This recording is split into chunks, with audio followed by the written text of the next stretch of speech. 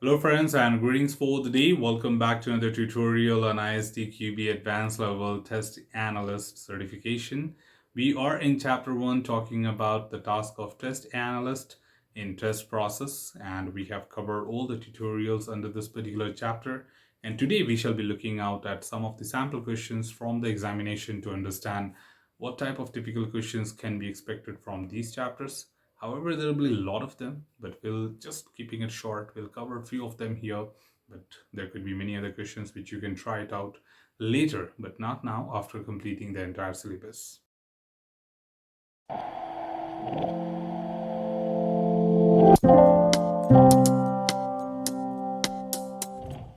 Indeed, as a part of this discussion, we not only tell you the right answers to the question, but the approach, strategy, tips, and tricks to understand how to tackle the exam questions during the examination and how to answer them well. The most important part is, of course, the context. The more you understand the concept, the better your confidence would be. So do not expect that if you do more and more mock papers, you would be more confident. It's more about the content. The better you understand the content, the better your answers would be. Do not underestimate the advanced level certifications. They're more about understanding how much did you learn from the syllabus, right? So to get started, the very first chapter on your screen, very first question on your screen is, why does a test analyst carry out the same activity in every increment of an incremental development model? Now, that's pretty much sure that we are talking about the SDLC model and we are talking about incremental development model. So of course, why would a test analyst do the same activity again and again in every single sprint or increment in an incremental test model? However, we do have to remember what exactly do we know about it, but parallelly, we have to be triggered by the options as well. So let's read the options and try understanding what does that mean. So here, the option A says, because development is also done in cycles consisting of the same activity in every increment. Now that doesn't look so great. However, it could be partially right because development activity is also repeated. But if you pay attention to this, in incremental development models, development is not necessarily cyclic. Why? Because each cycle you might be doing additional things. Okay, here it says development is also done in cycles consisting of same activity in every increment. The word matters here, team. If you pay attention, it says consisting of same activity, okay, in every increment. They might be doing different things. For example, they will be integrating things, they might be building better solutions. What if they're doing workaround? But for me, the activity remains the same, that I would have to design the test cases, I have to execute the test cases and log the result. So this looks a little contradictory statement. However, we would just cross verify if there is anything better than option A to be sure about it. Option B says because the activities of the test analyst in each increment are limited to test analysis and test design. That certainly is incorrect because the test analyst needs to perform analysis, design, implementation, execution, all sort of activities rather than just this, right? Only test analysis and design is not the activity which gets repeated. There are many more. Option C says because in each increment, the test analyst is involved as soon as development begins. Answer is not correct again. The reason is the test analyst work can be organized differently in different or each increments. Thus, the initial time of involvement of the test analyst may vary depending on each increment. So it's not that the time is very fixed or as soon as the development begins, depending on the availability of code or understanding of the code. Sometime just you do spend some time with the developers to understand what code being written, or what if you talk about approaches like TDD, BDD, right? Because that's also incremental approaches of for testing. So in this case, the test is written first, then the developers write the code. So this statement does not hold good. So you can say that, oh, that's going to be a very deep analysis. Yes, that's true. You need to have that deep analysis because now you have covered in the foundation already what TDD, BDD, and ATDD is. So now they will not tell you again. All they can do is they can ask you a question about it. And finally, the option D here, which says that because each increment develops a new part of the software which needs to be tested, and that looks again correct thing. So each increment is being developed and tested independently. Therefore, the test analyst performs the same activities for each increment. And that is where I would certainly go with a better understanding between A and B, because A says development is also done in cycles consistent of same activity is a good option, but not relevant to the question, because the question is about the test analyst's activity than that of a development activity. So in that context, the right answer here is D. That is because each increment develops a new part of the software which needs to be tested, and that is why a test analyst will carry out same activities in every increment in a incremental development model compared to that of talking about developers or development activity. So remember, testing activity, development activity are two different things, and they use the trick here to take you towards development, whereas they were asking you the question about testing. Okay, let's move on to the next question. The next question we have is question number 2. Looks very interesting question. They got you some information here. So based on the following simplified test case, where input age below 18, okay, expected output, the system assigns a children's discount. The test analyst creates the following simplified test script again using keyword-driven testing. So that's a question coming in from keyword-driven. Enter age 17, verify children discount applied, yes. Enter age 18, verify children discount applied, no.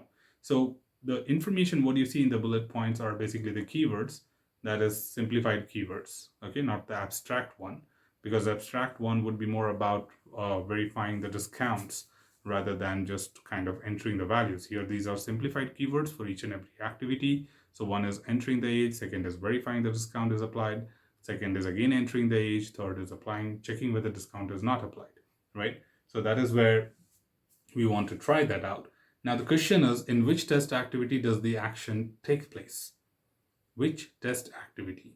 So if you notice, there are a few things which we have covered in the foundation and this chapter as well. Okay, so test analysis is about analyzing the test cases. Test design is about writing the test cases, and test implementation is the phase where you write the test automation scripts. If you don't know that, you forgot it, go back to the ISTQB Foundation, and be sure about it. Okay, test design is for manual test case writing, and test implementation is for automation script. The reason is we roll out the tool in the implementations. And in test design, we identify the tool for automation. Okay, so let's look at the options quickly. The options are simple 4 phases: analysis, design, implementation, execution. And I think I already told you, and it's very clear, the right answer to do this job in the test process is C. The test implementation is the phase where you define the keywords and the test scripts, both the things. So that is where it makes it very simple but subjective. You collectively had a good knowledge of foundation and the advanced context which you discussed here. Let's move on to the next question, the question number 3. And question number 3 is another interesting type of question, scenario based. So a mobile network operator's existing rating and billing system will be replaced by a new software. Okay, that's great. As rating and billing rules are very complex, the project's test strategy plans to test the functional correctness with several days of live network traffic. And as a test analyst, you want to solve the test oracle problem. Hold on.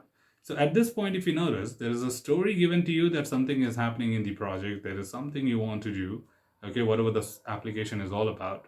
But in the question, they just twisted it, that took the problem towards the test oracle. Okay, so as a test analyst, you want to solve the test oracle problem of generating the details of expected bills for a large amount of traffic with a pseudo oracle. And now, which of the following solution can serve as a pseudo oracle? I think the story had nothing to do with this. So the scenario, the first few lines which have been given to you, is nothing to do with your answer. All you need to know is what is test oracle problem, which we have discussed about in the test oracle. And we have also discussed about the pseudo oracles, where pseudo oracles are existing or a simple application than that of the one which you are making. And we use this existing application to act as a test basis to define our expected results when we do not have detailed requirements with us. So this application acts as a basis for testers to understand what would be the expected result. So in that context, we know what exactly pseudo-oracle is. Now let's go what exactly are the options with us. So of course, option A says run the existing in-house rating and billing system in test environment to generate the expected result. Looks fantastically fine, but just be sure.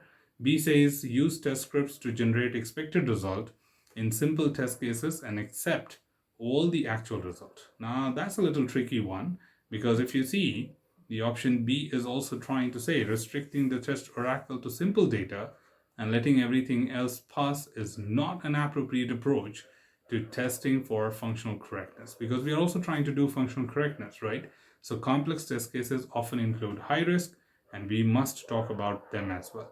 Okay, so not just use test scripts to generate the expected result in simple test cases, because in the scenario they have also given you, the billing rules are very complex. Okay, so don't forget some of the inputs which the question provides you in order to be sure about it, right? Then the C option says run automated scripts to verify the phone call counts, durations, and types on the bills based on traffic data. Now, this is certainly a property-based testing because it only verifies the consistency of inputs and outputs, but not the complete correctness of the test results, because they can, as the option says, right, you're talking about phone call counts, the duration of the phone call, and types of the bills. It does not mean that you're talking about all the functional correctness, okay, on the network traffic. So just not the count of the calls would do the job, but of course you may have to do a lot of other analysis. Whereas option D says the selectively change the call duration in the live network traffic and verify that the bills change accordingly. Just to let you know, this technique is not yet covered. However, the chapter 3 would be covering that. So in chapter 3, we'll learn about something called as metamorphic testing. And in metamorphic testing, we change the values of the existing test cases to create additional test cases. So D is certainly not the relevant answer at all. But you can only pick this when you have completed all the 6 chapters. Sorry, all the 5 chapters. So that is where I always keep saying all my learners that ISTQB is not about chapter-wise examinations. It is more about learning the whole chapters all together as a syllabus and then answering them. So keeping it straightforward, the right answer to this question is A, that is run the existing in-house rating and billing system in the test environment to generate the expected result. And the only answer to that is because the question was which of the following solution can serve as a pseudo-oracle, and pseudo-oracle is all about existing system which can be used as a basis. And yes, the only option which is talking about that is A. All right. So I hope I've just tried helping you understand better about how to tackle the questions during the examination by taking a few examples as a sample. So that's all from this particular tutorial team. Should you have anything else, feel free to comment below. I'm always there to address your queries and answer them well. Till then, keep learning, keep exploring, keep understanding the context. Thanks for watching the video, team, and happy learning.